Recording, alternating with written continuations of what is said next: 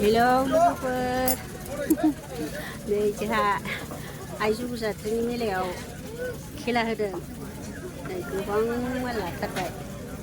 बिनानावजों आंजों बिनानाव साथाम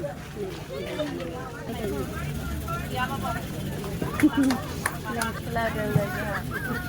देबरगावआव र' माइखौ खिथानोसै खेला होदों नै गिदिंगासिनो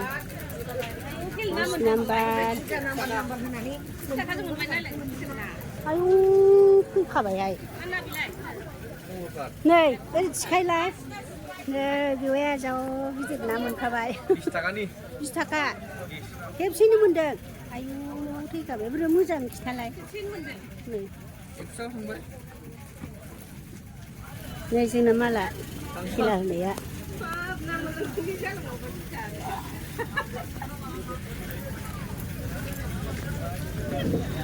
नाम्बारा लिरनायसो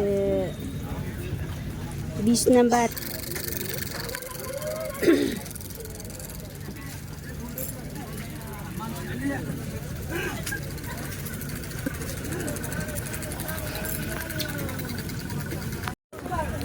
मेलाया 7 दिन जागोन लोगोफोर देबरगावआव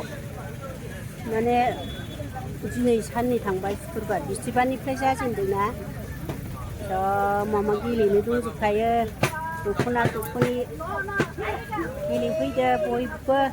बुधबारावसो जोबगोन 7 दिन जागोन खेलाजों नै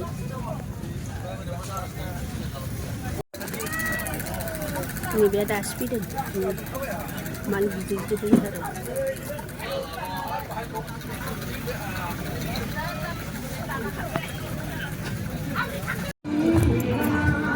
दख'ना खेला गेलेहैनो लोगोफोर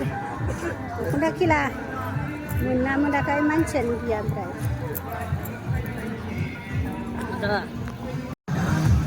दख'ना जि मोजां मोजां आयै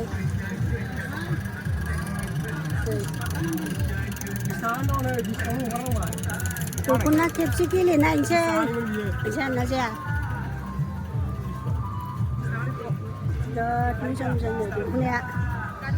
गान दामनाय गैयाबानो बोरै नाहरनांगौ नोंसोरखौ गाव मा दामदों होननानै होमबासो नुहुरो स्पिकार होग्राबो फैगोन गाबोन औ लिंहरलाबाय थानांगौ मानसिफोरखौ खेबसे गेलेनायसै आङो मोनना मोनाखै जा मोजां मोजांहाय दख'नायानो लोगोफोर लांफैदो जगजात्रि मेलायाव देबरगावआव नै जा मोजां मोजांखा 20 थाखा 30 थाखा 50 180 गेलेनोसै आं मोनसे र'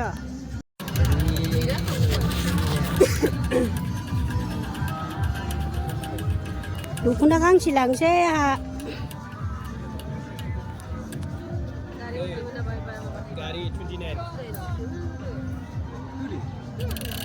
ओइ नया आया नैबेयावसो लानांगौ ना बेहाय 20 थाखा 20 ना 30 दे 30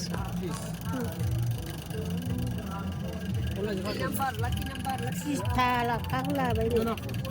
जाया लाखि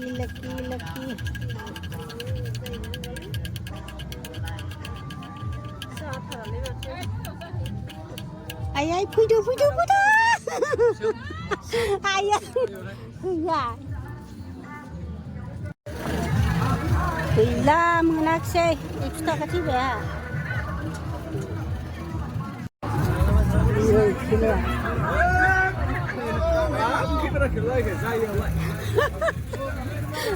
मानसियानो गैया अखा हानानै